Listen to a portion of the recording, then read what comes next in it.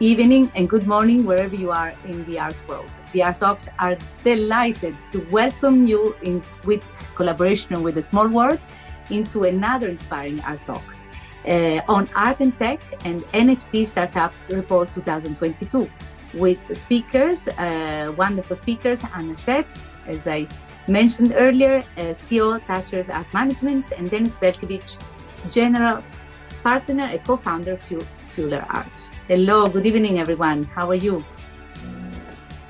We're good. We're almost there. Yeah, hello, Carolina. Thank you very much for invitation. And we are very happy to see all these wonderful people, arty people from around the world. Yeah, very happy to be with you today and to tell more about our work. We are going to talk about this report with a study on art and tech and NFT ecosystem, revealing data on startups' geographical distribution, stages of startups development, and investment attractiveness over the past 30 years. But why is this report different from the others? So I would like to ask Anna and Denis to tell us what inspired them to start this journey and why it's so different from all the other reports. Yeah, let me start, please. Thank you, Carolina, first of all, for inviting and to have the possibility to speak in front of a great audience of art lovers, art enthusiasts, and art professionals, because all we are doing is following the path from art enthusiasts who have passion towards art to the art professionals. And we at FUELARTS are helping startups to find their way, to pass that path from idea to prototype, then to MVP, and then to the growing business as a startup. Let's say from idea to the art market.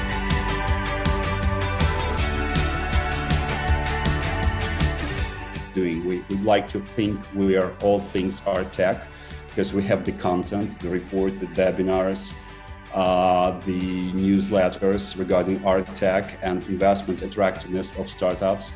We also have an accelerator, several kinds of acceleration programs. That's what we started with back in 2019 with my co-founder Roxana Zarnegler from Christie's and ArtNet.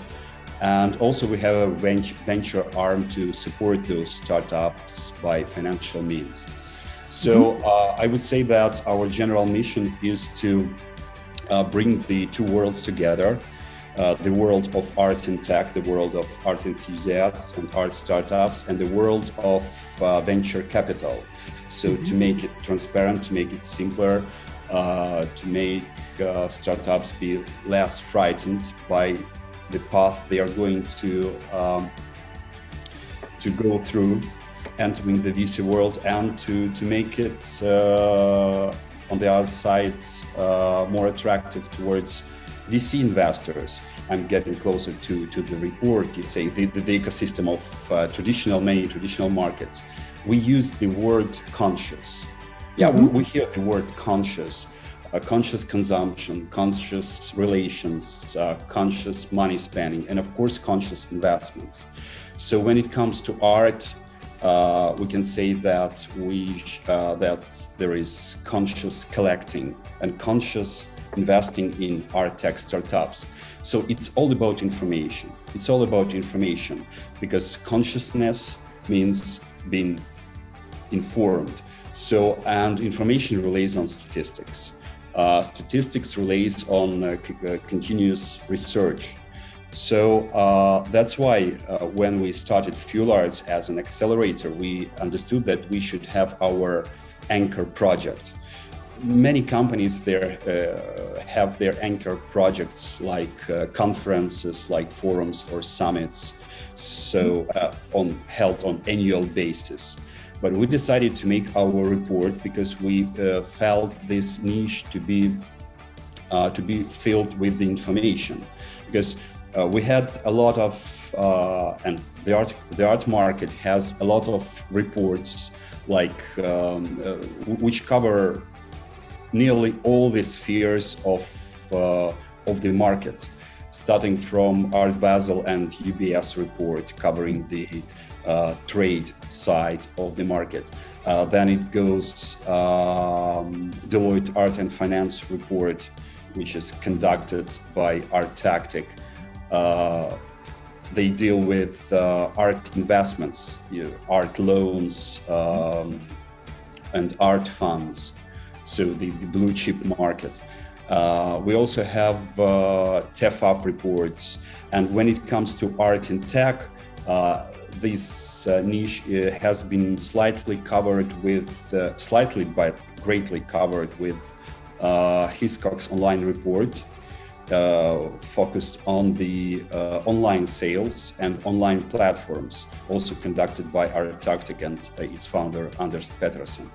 So, but one niche for many years have remained untouched, and we decided to occupy it by means of our knowledge and our willing to contribute to this side. That was the niche of investments in the ecosystem, investments in art-tech startups. Because as I said previously, investors should see the market transparency.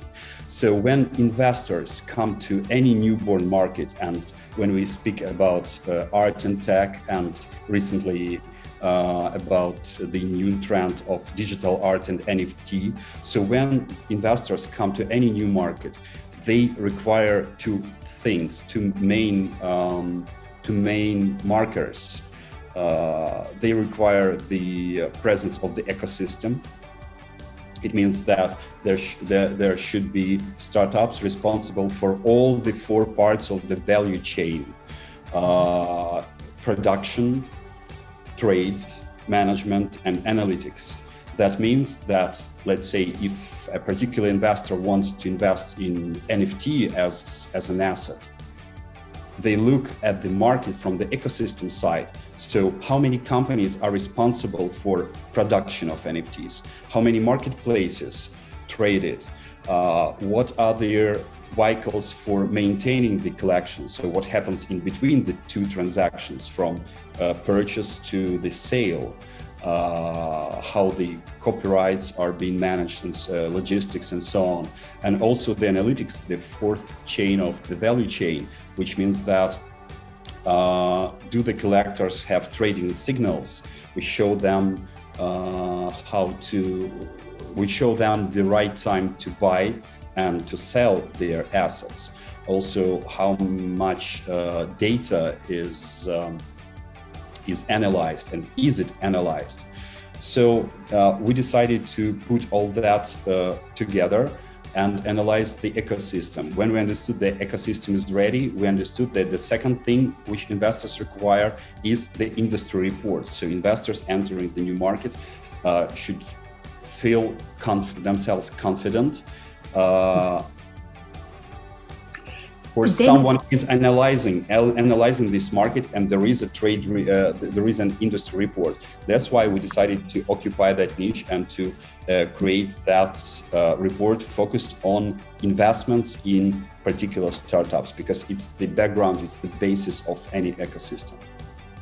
Yes, thank you, Denis. I would like to paraphrase one of your, statements, that the art market ecosystem is pretty complicated indeed, I have to say, and so that's why we would love to understand better what's happening. But you said in 2021, the most successful year for startups in terms of investments.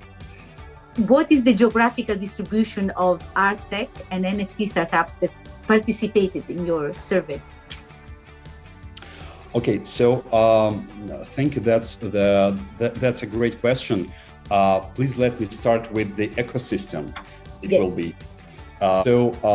We try to first of all to estimate the quantity of the startups, because as soon as that was our first inaugural report, we should have not only to estimate 2021, but also to show the development of the market.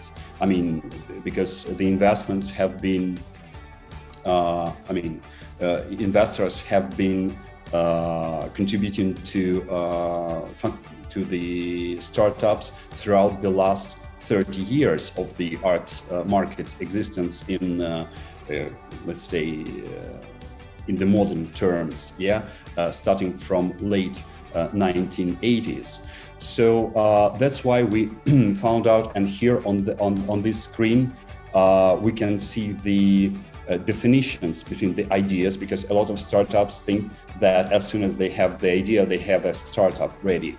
No, unfortunately, that's not so. And we also gave our explanation of what to consider a startup, from what stage an idea can be considered a startup, and what is the definition of ART+TECH startups. So we defined ideas, we defined the startups, we also followed the path through their mergers and acquisitions, so-called exits of startups, towards the real businesses which we have now. Because when it comes to an exit, the art-tech startups are mostly being purchased by art strategies like Sotheby's, Christie's, ArtNet, ArtPrice, Artsy, or Van Contemporary. We can enumerate up to 20 art strategists, huge companies, like, you know, in the fintech world. Recently, Elon Musk purchased Twitter. So Twitter made an exit. It was purchased, it was merged with the empire, SpaceX or Tesla, whatever you call it, of Elon Musk. So we identified 702 active visible art-tech startups on the market, from which, and that's also quite important, 319 represent traditional non-digital art market, which means that those startups, they deal with paintings, drawings, sculptures, I mean the physical objects. And also 383 more, a bigger number, slightly bigger number, that represent digital and NFT markets. So those who produce, trade, manage, and analyze digital assets. And getting back to your question regarding 2021 and the geographical spread, this is the slide which shows the geographical distribution. Yes, you're quite right. So you've mentioned that 2021 was the most successful for in terms of cumulative investments into art and tech startups. Right, the total funding for 146 art and tech startups in 2021 amounted to $1.1 billion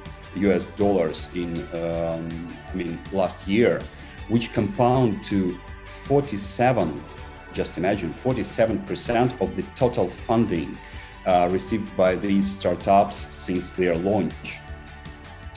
But at the same time, we just came up with the numbers several days ago that cumulative investment in the first 4 months of 2022 has exceeded 1.3 billion. So we're already ahead of 2021 investment results. So when it comes to geographical distribution, we see that the biggest quantity of startups has North America, which is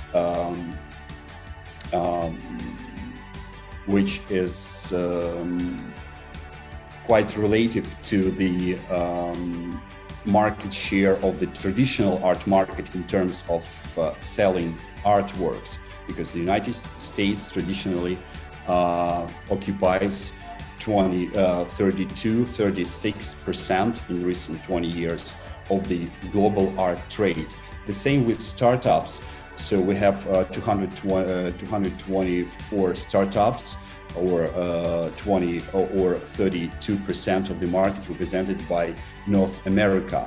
But in terms of investment, so 32% in numbers of active startups. But in terms of investment, those those startups, they have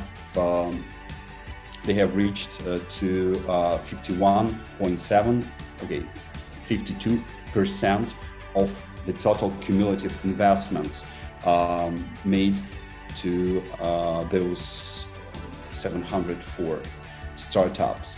So the second place takes Asia. When we say Asia, we mean mainland China, so mainland China, Hong Kong and Taiwan, and also Singapore, and also South Korea and Japan. The quantity of startups in Europe is relatively smaller, but we should take into consideration the fact that the investments are mostly come from US investors. So in order to obtain US investors, and this is the first tip for the young startups, you have to be incorporated in the United States. Even you have your headquarters in Zug, Switzerland, or in London, if you want to receive investments from the US VC fund or from LP, limited partnership, or from family office based in the US, you need to have US incorporation, even aside of the headquarters somewhere in Europe or in South Asian region. But also we see the rise of the Middle East startups. It happened because of the rise of the NFT. A lot of Middle East countries like the Emirates are more or less friendly towards the expansion of crypto. So they have quite a crypto community there. That's why it provoked the rise of digital and NFT startups there. But at the same time, I would encourage you to look at the small planet called decentral. What does it mean? It means that they do not have, they do not disclose their legal incorporation. So they are most likely incorporated in the other part of the world, which is called the metaverse or the digital world. So 99% of those decentral companies, they represent the NFT and metaverse market. So you almost introduced what type of investors were more active, but would you give us another more precise what type of investors were more active in art and tech in 2021 and why? Yeah, with pleasure. Let me find the right page. Yeah, here it is. So as we see, here, first of all, I'd like all of you to download the report probably after our webinar. Investment portraits, so-called investment portraits in the whole art and tech ecosystem in the last 30 years. So we see that the most active investors were VC, so venture capitalists, who used the market as an opportunistic approach. So these are those types of investors who are playing short, who are most likely enter, let's say, on the stage of pre-seed or seed, and then resell their shares in a round or in 2 rounds. So that's in comparison to the, let's say, fundamental traditional investment approach. This is short-term investment, because the capitalization of art and tech startups, it goes quite fast from pre-seed to Series A and sometimes to Series B. And then after Series B, the institutional investors, professional, let's say, not opportunistic venture capitalists, but those investors who are focused on long-term investments, they come and then they, let's say, buy the shares, entering the game. More traditional funds, limited partnerships, and family offices. We also business angels, and in terms of art and tech, the business angels have always been represented by the art society. looking back in the early 2000s, we can, more precisely, it was 2007, 2008, when a newborn startup called Artsy, was backed by four art galleries, like Gagosian, top galleries, Gagosian, Aquavella, David Zwirner, and Pace. What were they looking for? Did they believe in Artsy as a concept?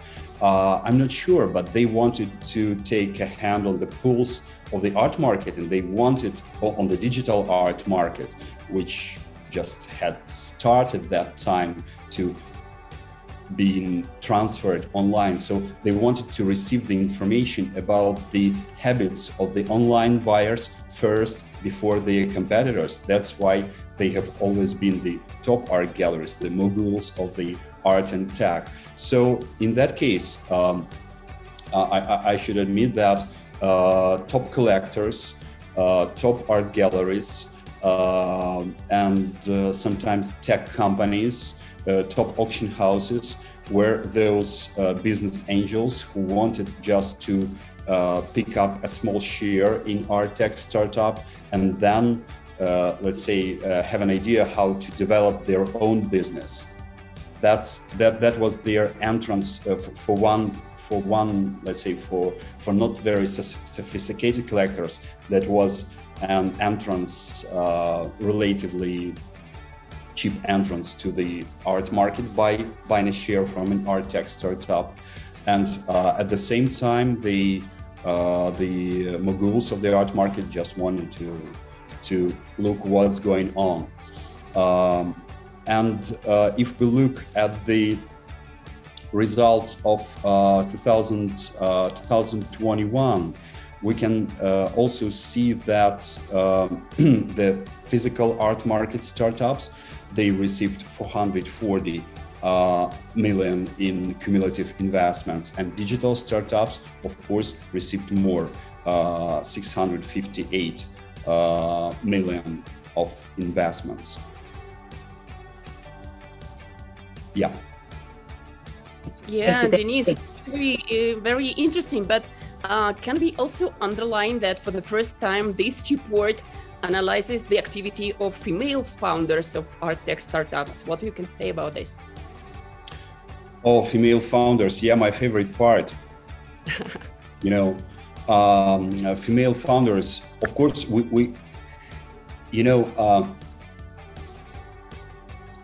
while preparing this report, and the process has taken us 2 months to pick up the data, analyze it, and to make the whole design. So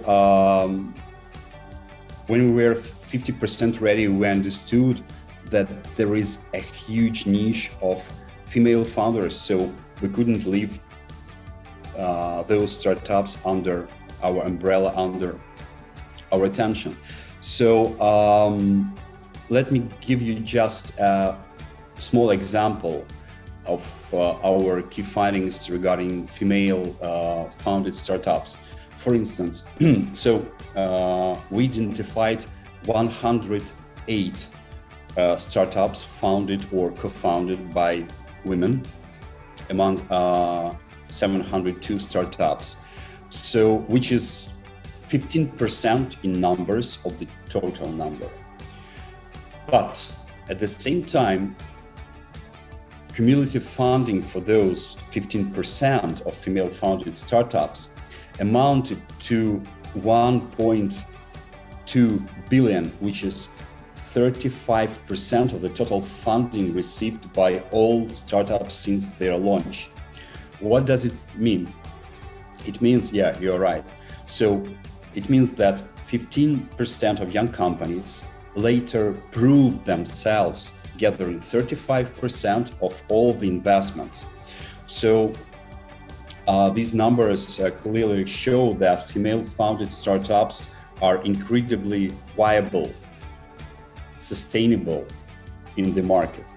And also these data should give an additional impulse to those female founders who are hesitating if their business idea are worth invested in, are worth moving forward. You do. I mean, it means that your ideas are viable and they receive the proof of stake, as crypto community says.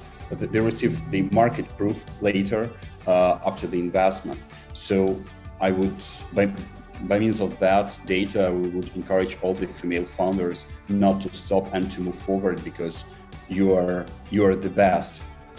The only thing I just saw quite important slide, and I also wanted to comment on it. Yeah, this is the slide. So there are a lot of rumors that nowadays the investments in digital startups have overbid the investments in classic art tech.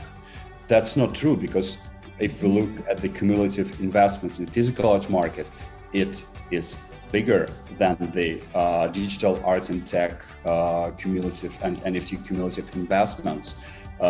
Even starting from 2015, when the digital and NFT markets started rising very quickly, the investments in classic art tech also more than doubled. It happened because of the pandemic, because during pandemic, the art world understood that it was nothing without technology, you know, and that's why the habits during pandemic, before the rise of NFTs in late 2020, the habits of investors towards startup, they've slightly changed. So we saw a lot of mergers and acquisitions of the real, the production companies. So biggest strategies started acquiring, not investing into startups, but acquiring their businesses, the teams, the technologies, the patents, creating those amazing online showrooms and vehicles for online trade, and analyzing the habits of online audience. Yeah, of course, now in 2021 we see more investments in the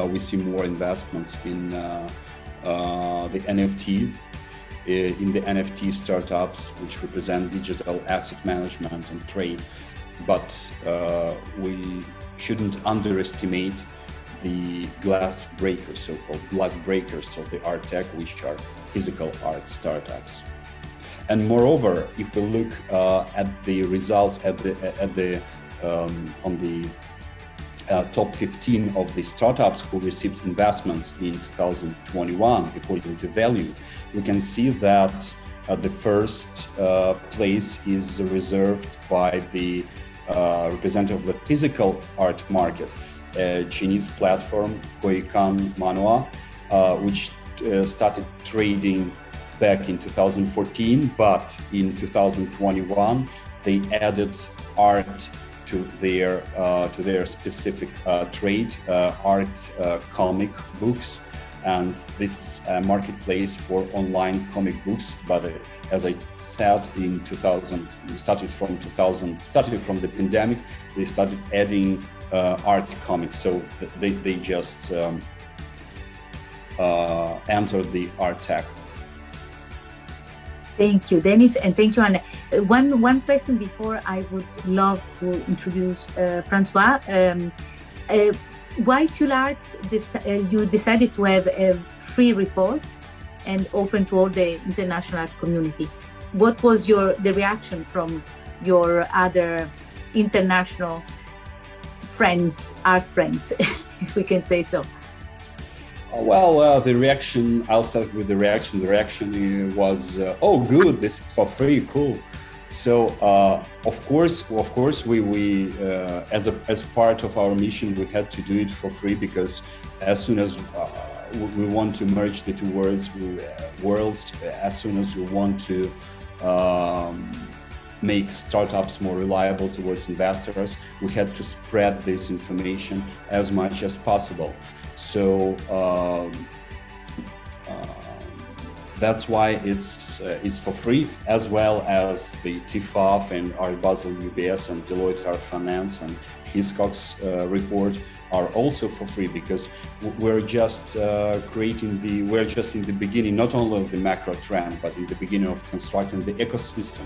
So if we can allow ourselves to share it for free, that's our contribution, that's our investment. At the same time, the database and our, let's say, algorithms and the back end of the report, it's priceless. I believe we won't share it. Yeah, it's priceless material, but we'll do the more possible to share our analytics as this report based on that. Working on this report, we decided to make it free of charge, because we want to see the art tech and NFT art sector more civilized, if we can say that. We want to offer our contribution to make this ecosystem more mature, more strong. Now it seems like something chaotic, but and a lot of people just think that it is hype. But we see here a lot of potential, for example, for international professionals to open new initiatives and collaborate in this digital format, for art startups around the world to develop their strategies according to analytics and data that we are working on, to be to use it kind of benchmarking to understand where to move on, and for potential investors to do all steps in a smart way, analyzing the trends and data and analytics. And for the audience to learn to appreciate these new aesthetics and a new way to buy and consume NFT art that is becoming more and more legitimized, if we can say that. And when we released the report, we received a lot of interest, a lot of curiosity from around the world, and people were checking, okay, which countries participated and what analytics we have in terms of geography. And those who are not still involved in surveys, they were dreaming, okay, guys, please rely on us during the next edition of the report. Mm-hmm. So we see very positive reaction, and we are very optimistic about the development of this research. Yeah, and I'm also grateful to Anna and her TAtchers Art Management team, who supported the report in terms of marketing and PR, and who made it possible for this report to be spread through the society. And for me, the best, the top benchmark was when the other day after the launch, I received a call from Adriano Piccinatti di Torcello, the head of Deloitte Art and Finance. And he said, Denis, congratulations. Yeah, because I've been learning on how to make reports for 10 years, analyzing and looking through and reading his amazing Deloitte Art and Finance report. So that was the milestone I couldn't even expect to achieve especially after the first time of launching. And of course, it's congratulations, really. Amazing and fascinating. When you talk about physical and digital, you're talking about the kind of art, right? We're talking about the art which the startups are dealing with. Mm-hmm. So the startups which deal with physical art, they are assumed as by the report as classic or physical art market, and those who deal with digital assets are being put in the sphere under the umbrella of the digital art ecosystem. Of course, there is a big gap now between the generations and between the two markets, because traditional art collectors still do not understand the values of digital art, and digital art collectors, which with a huge amount of money in the crypto money in their possession, they still do not respect the physical art. They do not see value in that. So sewing these two worlds together is the next step, and hopefully by means of our report will be more, and the startups which are trying to sewing these two worlds together, it will be the next step of development of all the art tech. I agree with you. I think one of the biggest problems with digital art is the confusion that is voluntarily caused by NFT platforms to merge two completely different concepts, right? An NFT is a container. Digital art is what's inside of the container, but you can just as easily buy digital art without having to buy it as an NFT. So I think that's part of the problem as to why people don't necessarily understand what digital art is. You could buy digital art on a Samsung frame, for example, and download it onto your television, right? That's also digital art.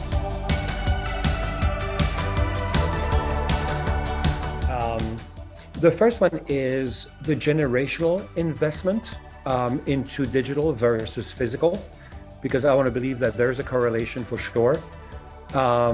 When it comes to women founders, and believe me, Dennis, I'm on your side on this one. We actually are going to be hosting a one-day event in Davos during the World Economic Forum around digital founders, women founders, and the men who support/champion them, because we have to close that gender gap as well.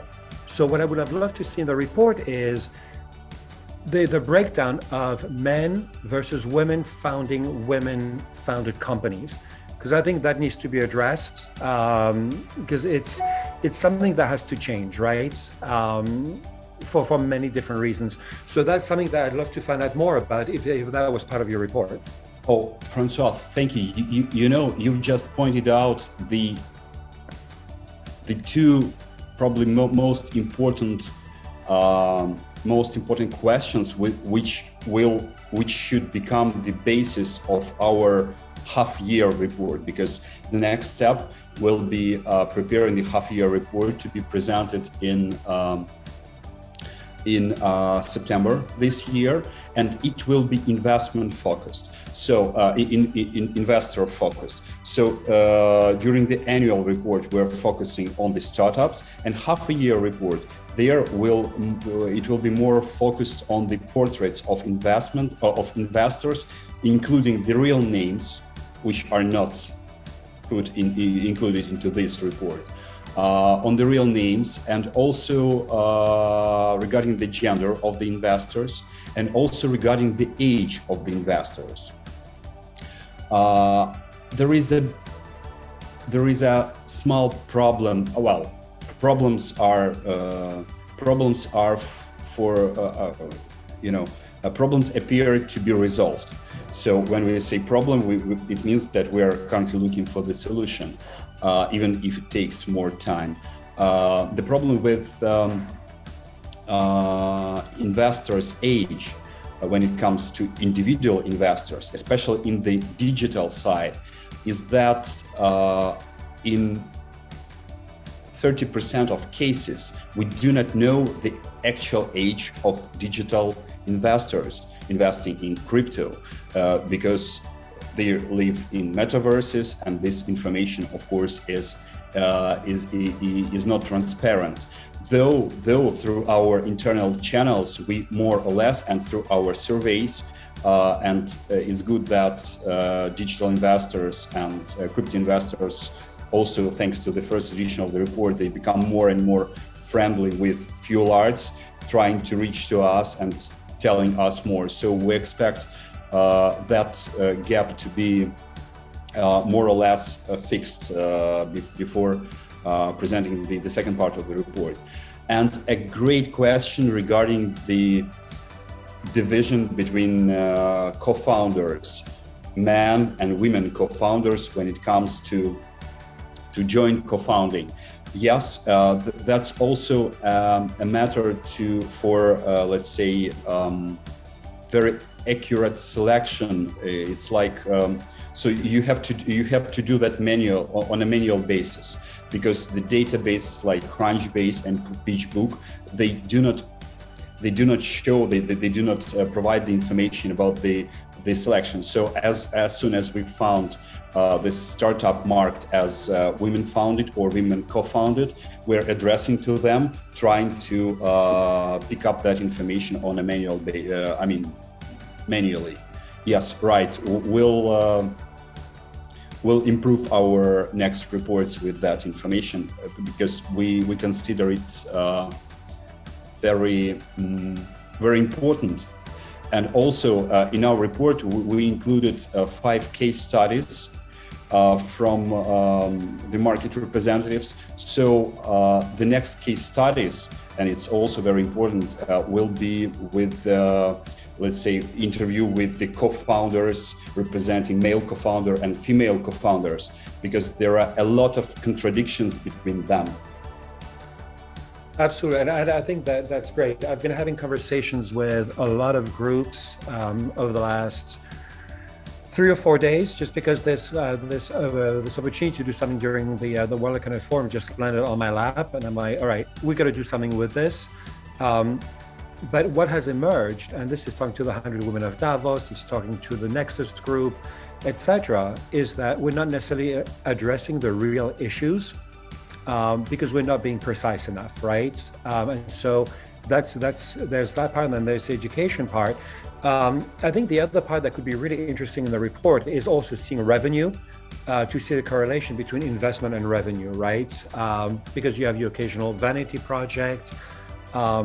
I think majoritarily, and this is true for the last, I would say 10 years probably now, everybody's in that space because we carry on talking about the promise of a digital art world that will surpass the physical art world and will eventually make more money, right? Which is why even the big players throw themselves into it because they don't want to miss the boat when the boat actually sails, right? The challenge, I think, is by the same token that NFT is often confused with digital art and vice versa, there's also a very big confusion in terms of how everything is funded and who's actually buying, right? You throw on that on top, I'm going to share something really interesting with you. I was talking to somebody recently about buying and selling gold, right? And because we were offered a very large amount, and so he said, look, at this point, the maximum that anybody will buy is a ton's worth of gold, which is about $60 million, right? Here's the interesting part. The majority of those buyers are crypto whales. So crypto whales buying gold, that's kind of, ironic somewhere down the line. I think seeing things like the first tweet of Jack Dorsey being bought for $3 million, being offered for $48 million, and then getting an offer for $2,700 is kind of also a reflection of what I'm hoping to be is a maturity of the market, because I think the NFT market has a gigantic potential. And I love it. For example, the use case scenario I always use, which is my favorite, is a street artist who tags a wall, right? Before that, they had no way of actually being able to monetize their work. And who are we to decide that a canvas is better than a wall, right? So that's an amazing opportunity for me. But I think we're finally seeing all these shifts. I think the constant scandals of, like, what was it recently? The monkeys, their Instagram account being hacked and $3.8 million being stolen, etc. I'm not even going to talk about money laundering, etc., right? So I think that one of the things that has to happen, and sooner rather than later, I'm hoping, because this is a market that could implode really fast, is coming to a maturity in that market. And where all the startups that are just kind of trying to be, that are, as you said earlier, very opportunistic, kind of leverage off of the crypto wealth to say, okay, you have so much money, why don't you just buy an NFT, right? I think that needs to mature, because that NFT market, and I'm actually been approached by 3 startups now who are still very much in stealth mode, 2 of them women founded, that actually have amazing ideas. And once we start putting together all culture, music, art, etc., and creating an ecosystem around that where we really broaden the definition of art, because that's the beauty of the digital world, right? Whereas in the physical world, it's very difficult to put everything into one ecosystem, in there you can. The ability to use artificial intelligence to analyze colors, brush strokes, etc., to then match it with notes to see what would come up if you had a Basquiat versus a Monet, what kind of music would come up. That would be really cool, right? So I think there's a lot of opportunities, and I'd love to see more of that. But again, I'd really love to see the revenue versus investment to see how that money is spent. Francois, yeah, thank you. Your second suggestion / question is as great as the first one, and we're glad that we also thought of how to improve our next annual report. I mean, next February, with showing the compound annual growth return, because when we show only the numbers of investments, it's clear only for a few professionals that investors would not have invested on the, let's say, on the later rounds in the startups who hadn't shown the compound annual growth return of a certain rate applicable to what they were expecting to. So we have to show, we have to come up with some numbers. And but again, the process of because the information about the capitalization of startups is not public. So we are, as with the first question, it all requires, let's say, hand mode, manual approach. And as I said, the market becomes more and more friendly towards us as the researchers. So we've started with the LAS, with a group of, let's say, 22 startups, and based on their capitalization, we are creating the formulas to show that. Yes, that might happen, and that might happen next February. So great. Regarding the second part of your question, though the scope of FUELARTS Startup Investments Report, though our scope is not focused on the trades of particular digital assets as NFTs, it would be also great to see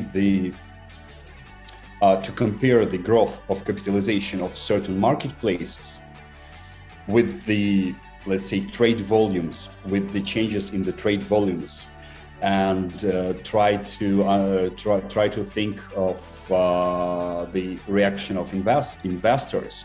So were the investors in these or those or that startups, were they emotional based on the increase of the trade volume, or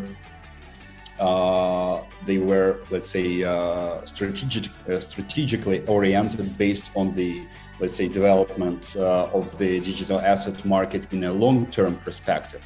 So, right, and for that, we keep. You gave us a brilliant idea. We're going to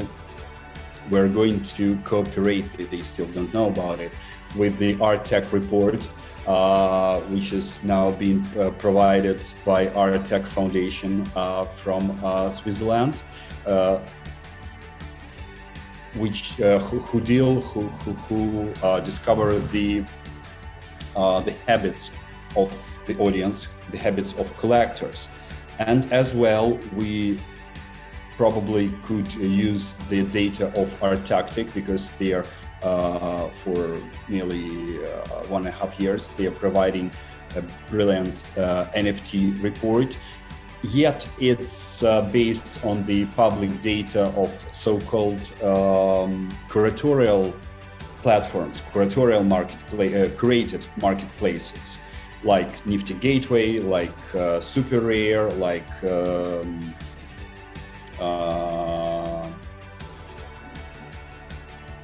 Known Origin and Acute Art and some others. So they're not touching the non-curated world represented by Rarible and the first decacorn OpenSea. But we could also compare their data with the habits of collectors and to show how those startups are being financed. That's a brilliant idea. I'm grateful for that. So there's one more thing that I'd love to see. Okay. The art world, just like the world of philanthropy, is incredibly siloed, right? It's always the same reason. In philanthropy, they hire people to call people all day long, right? So you get a call to raise money for animals, for people, for hunger, for homelessness, etc., etc. So they never share financial resources, ever. I've tried to put philanthropies together. To get two philanthropies to work together is an absolute nightmare, right? So same with the art world. Everybody wants to get the biggest piece of the pie, and so there's very little collaboration. However, I believe that true success will come from anyone who's an aggregator, right? So I think because of what we do with Carolina, we've probably seen 50 or 60 of the decks out of all the startups that you've mentioned in your report, right? How cool would it be if I could go on your site and there would be a link to all these startups that you've seen, that you've identified, that I can look at? But more than that, what if there was a dashboard that would say, okay, here's the one that were capitalized. Here's what the revenue was. Here's the different areas in which they've performed, right? Because I believe that eventually what will rise to the top is all these platforms that contribute to making the art market more transparent. And that art market is fundamentally based on emerging artists. It is incredibly difficult today to create a transparent marketplace on old masters, even modern and semi-contemporary, right? Because that market is so opaque, and it's voluntarily opaque. However, with the emergence of new ways for emerging artists to put themselves in front, whether it's Instagram, whether it's all these platforms that have emerged, because you're getting the price from day one, you're able to actually see the history and really treat it like a stock market, if you will, right? And I know I'm being very broad when I say that, but this is where transparency starts. So I'd love to be able to go on FUELARTS.com. I'm an investor. I just made $1 million in crypto. By the way, it will never happen because I will never put a penny in Bitcoin. I will invest in asset-backed crypto. So anybody who creates a coin around art, and that's not a monkey, I will go for it 100%. But until then, not. But say I have $1 million, right? If I could go on FUELARTS.com, see by area, I want to put $500,000 into a women-founded company. Okay, here they are. And here's how much they got. Here's their growth. And here's how much the revenue is. And I can invest from there right on. Because now I have a full visibility on the market. If you're not in the art market, you probably hear about 10 to 15 of the new startups. And why? Quite simply because it's all down to Google, right? It's about what they're willing to pay in marketing and branding fees to be able to come to the top. But you're walking past so many awesome startups that never get a chance because they don't get the visibility. If you could give those people that visibility, oh my God, that would be phenomenal. Just a thought. I know it's utopic, but you know. Great points, Francois, and lots of homework for you, Denis. So now you have to. That's brilliant. Sooner or later, we'll convert our FUELARTS website into NASDAQ for ART+TECH startups, and also with the let's say with the timer of which shows the final date of the next fundraising rounds for those startups where investors could apply. Good, yeah, brilliant. Thank you. Thank you, Francois. No, I think he I'm done. Yes, okay. Thank you, Francois. No, amazing points actually, Denis. So we want to see everything on the next report. Now you have all this witness here today. Okay, so we will meet in the next Art Talk. If anyone would like to ask anything else, that's the moment now.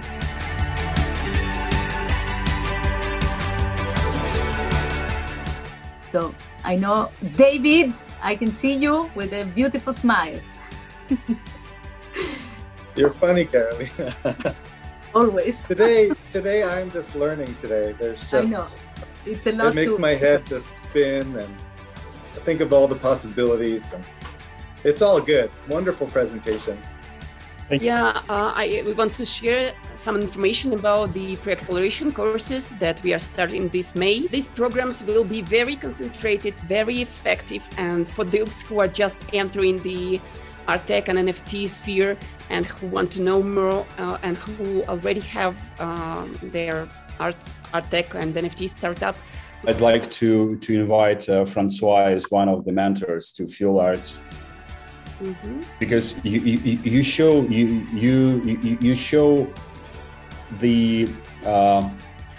way for the startup to for its improvement, and you encourage. With great pleasure, absolutely. That's the two main things: to show how it can scale and to encourage. That's the two main factors which define the real mentor from the others. With great pleasure, Denis. Thank you so much. I'm touched, really. Thank you very much. Yeah, you can see all the disciplines, all the webinars, all the speakers, biographies in this booklet that I've sent in chat.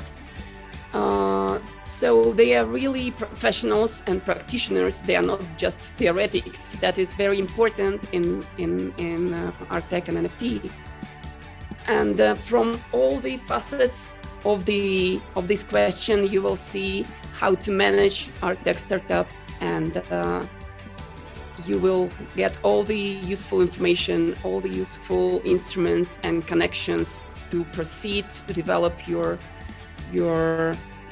mission, your startup.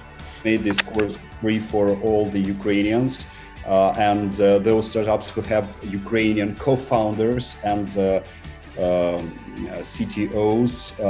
By means of that, we just want the International Startup Society to hire more Ukrainians because they are worth hiring. And I should admit that I'm also a Ukrainian. So in 40% of art and tech startups on several positions, starting from co-founding till let's say the middle-level programmers, we have Ukrainians or people with Ukrainian roots. So that matters. But we have Davo Ram who would like to ask you a question. Thank you, Davo. Hello, welcome to the Hi guys, how are you? I'm David from Ecuador. Nice to meet all of you guys. It's a really amazing work you have done with this report. Congratulations to all of you. Thank you. Thank you. I'm a technical blockchain architect, and I have a question. I am just trying to build a new project based on original photography in Quito, Ecuador. We have a lot of natural places, amazing places here in Ecuador, and I have a lot of friends that have told me, what do you think about to have a big gallery or nature, beauty nature that we have here, like birds, like places, like waterfalls, and convert all these to NFT art. Okay, my question is, what do you think is more is the right way in a long-term production stage to build my own marketplace, or list my collection on specialized places like OpenSea? What do you think is the best for gaining exposition? I know OpenSea is the biggest NFT marketplace of the world. I know it, everyone knows it, but maybe OpenSea lacks of exclusivity for just one type of NFT art. Do you think it's better to build my own NFT marketplace or just list my collection on OpenSea? That's my question. Thank you. Great question. Thank you. So let me be quick. In both cases, whenever you are trying to create your own marketplace or you're trying to define your art inside such a big, let's say, garage sale as OpenSea, I mean, a decacorn garage sale, but so you need your own audience. And that means that nowadays, the biggest question is how to bring your audience, the crypto audience, your followers who would be eager to purchase your artworks to your place. whatever it's OpenSea page or your own marketplace. So I would start with even let's say with even lower positioned task to start creating your community. Start using Twitter, Discord, posting on Medium, create your crypto manifesto, try to do something for sharing the ideas, the two main ideas which are supported by crypto community, which are transborderness and decentralization. So you have to become familiar to them, and then you pick up your audience and bring it to whatever, your OpenSea page or your own marketplace. But in case of marketplace, you will need also to create that marketplace. So you will need funding to create your own startup. So you will have, in case of creating your own marketplace, you will have two startups in one. You as the artist, and please be sure that you will need to add some kind of gamification into your artistic career, because into the series of your artworks, because gamification is key in terms of selecting NFT good or, let's say, less good NFT artists in front of the crypto community. But as I said, in case of marketplace, you will have two startups in one. First one, your career, and the second one, the marketplace.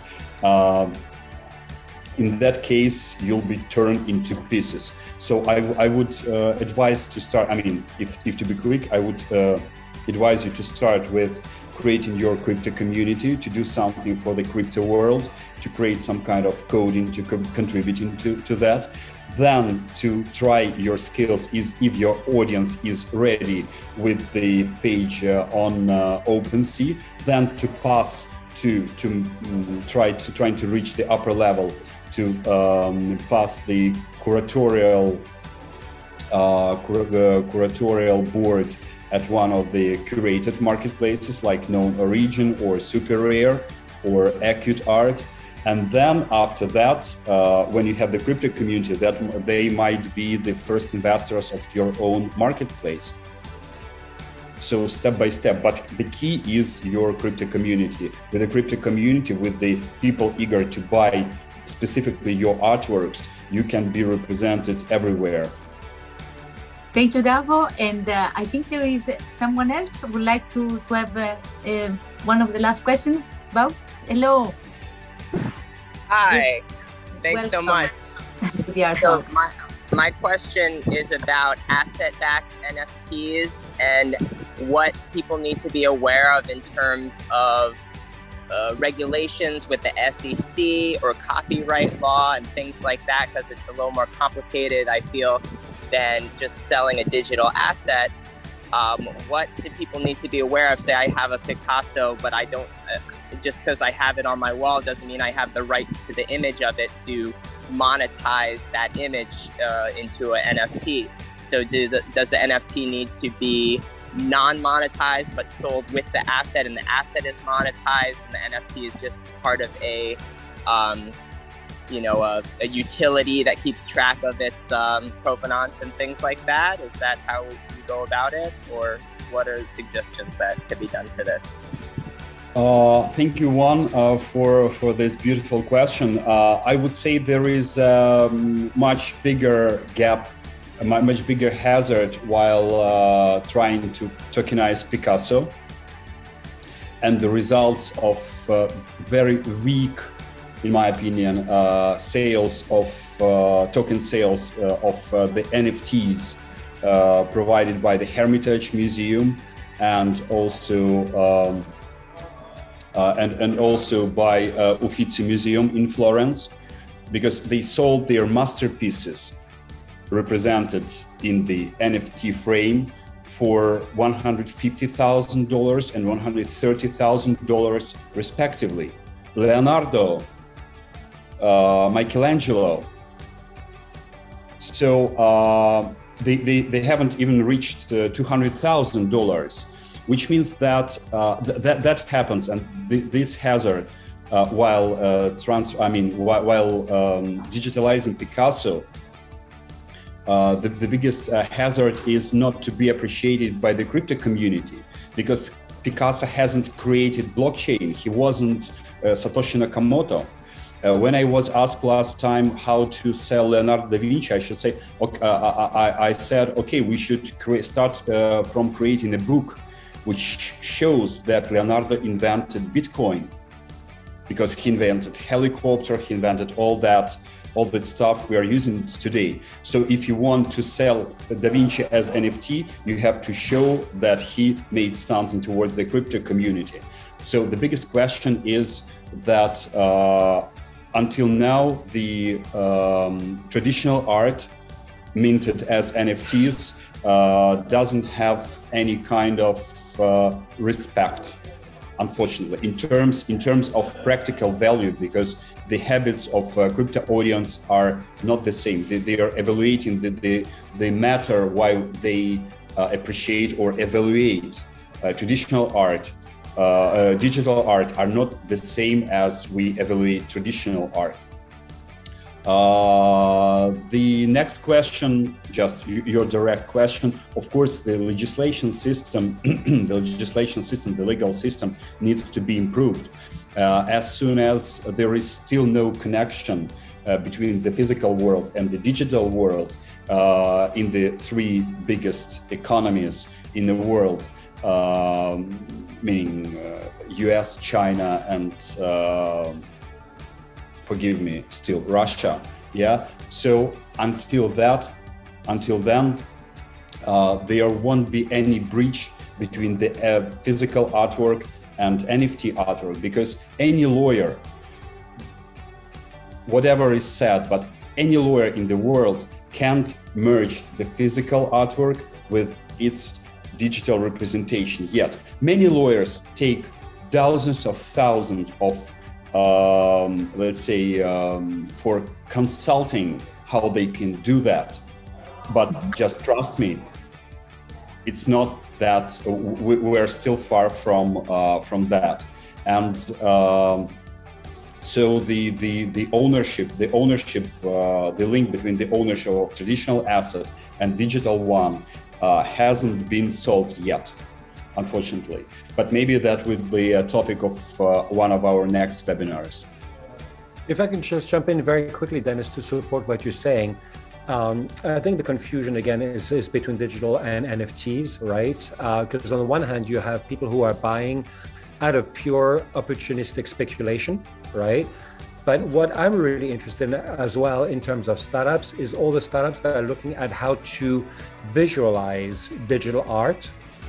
So I think that's going to become really, really important. I'm working with a couple of people who are using projection mapping to be able, because that's the beauty of digital art. You can make it as small or as big as you want, right? So I think that's going to be a great opportunity as well.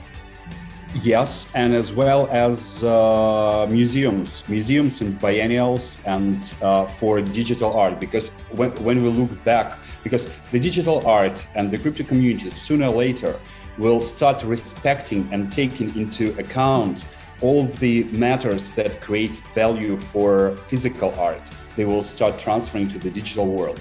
And then they understand that one of the biggest matters that helps physical art to be capitalized is the academic recognition, is the presence in the museum, the permanent collections, even in museum storages, presenting during biennials. So the next question would be, okay, do we have digital museums? Do we have digital curators? Of course we do, and Anna is one of them. But we still have a lack of that academic approach. So Francois, you're quite right. Visualization plus academic approach, plus academic recognition, trying to put the digital art into the world art history, to show where it came from, starting from the cave drawings. Why not? It's the same. So after that academic recognition, of course, the visualization will be one of the priorities, and hope will not be late. So at the same time, with the marketplaces, we have to develop digital museums, and we are encouraging startups doing that. But hopefully we have quite a few dozens of startups which are now creating digital museums and digital residences and digital biennials. One of the most striking paintings, and the best example of this is Guernica by Picasso. We've all seen it in books, right? All of us in school. But when you actually see it for real, and I saw it at the National Gallery in London, wow. I mean, when you see it to scale in front of you, you understand the importance of the painting versus just seeing an image. So to the point you were making earlier about reproductions of classic masterpieces, that's where the value could become really interesting, not so much as a trading or something that you'd buy to put on your walls, but having traveling exhibitions that you can take the most incredible paintings around the world and show them to size to people. That would be phenomenal. Great idea, great suggestion, and great note. I would only say one phrase. If you want to build a successful online startup, leave the place for offline. Hey guys, how's it going? It's my first time here. I really enjoyed it. I got into the whole NFT and crypto space like last year, so it's really cool to connect and hear from others. Just quickly on the first point, just about the painting, it reminded me of the Banksy painting that was bought and then destroyed and turned into several NFTs that were, so in terms of like marketing that and making a lot more money, that's maybe one example you could use. But that's, yeah, that could be, we could see maybe more of that in the future. What do you think? With the famous case with the shredder at Sotheby's with Banksy painting, I should say that to me it was more about promotion and marketing than the real, let's say, understanding of how NFTs are executing, how NFTs are being minted, and what does it mean to the NFT holder, if he matters.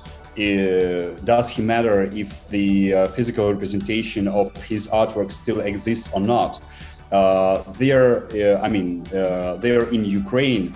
1 year ago, one art dealer proposed his beloved artist to create his NFT collection. So the first he did, he destroyed, he burned his assets, he burned his collection, and nearly burned his workshop. The only problem was that he forgot to make the photo shoot of those artworks, so he lost the paintings, and he didn't come up to the NFT market because he didn't have what to show. The third question would have risen if he came up to the market. Would those NFTs of the Ukrainian artists who had been working for 70 plus years in the traditional art, would they be, let's say, would they have any sense of being purchased by the crypto community?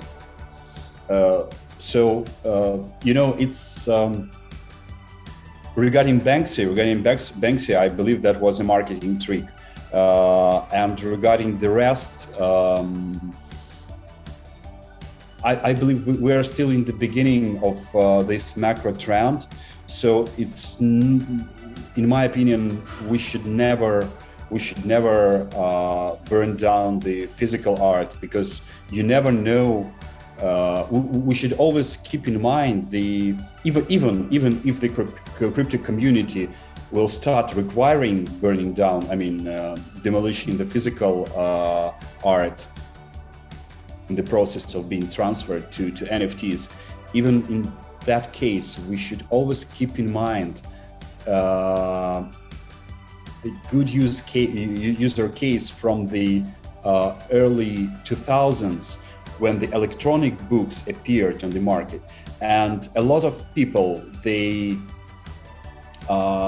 thought that the physical books market will go down. But after several years of using that Kindle editions, personally me and the rest of the civilized world, we were so tired of it. So we started buying those physical books again to feel the tactility, because we require the tactility of books, because something which comes to our brain should come through tactile matters, you know. And after that, starting from 2004 and 2005, the book market, the physical book market has risen, and it was they were the most successful years after several years of expansion of electronic books. So the flywheel of the world history, of the world taste, and as we speak about art, we are talking about we're talking about the emotional matters mostly. So emotional flywheel will definitely merge those two worlds, and the physical art will show its power again. Now, Colosi, how about offering both the NFT and original painting of a master artwork together? Yeah, thank you, Nina. Brilliant question. Would you like to offer it to me or to the market? If to me, I would be happy to purchase both. If you are trying to position it on the market, you should understand that the collectors of the physical artwork and its NFT representation, NFT coverage, they differ a lot. So that you should understand that you will need two different approaches to different audiences. You can do that at the same time, of course. If your question is about the legal representation, so how they will interact with each other, and will you by means of selling it to different people, will you put some copyrights under attack or similar? I would say that for now, not at all. So I would wish you to sell the both paintings to the two owners, and earning twice much money than you expected from reaching out to one particular audience. But again, it's by now it's two different approaches. Those audiences need two different marketing campaigns. For the physical audience, you need to have your Instagram and your artist statement and a contract with the gallery, most likely, because if you have a lobby behind you, that means that that gallery has a number of collectors. But thank you, Denis. Thank you, Anna. Thank you, Francois, and all of you from joining us tonight.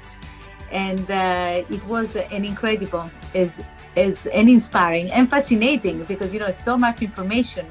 And so thank you, Denis, for all this wonderful report, and Anna. Thank you for inviting us here. Thank you for for our today's brilliant contributors.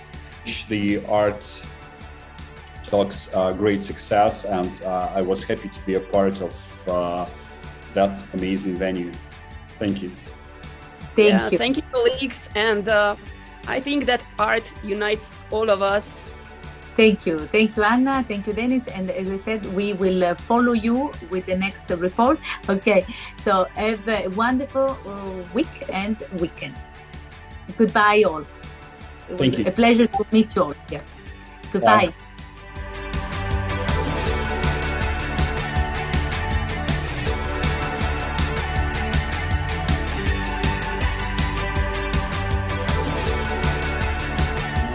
We all should support each other, so by means of... So I thank everybody to be here with us, and I kindly ask you to mute yourself upon entry. Okay. So, thank you, Joyce. It was wonderful to have you, David, and everybody that I haven't met, and I would love to meet in our next Art Talks.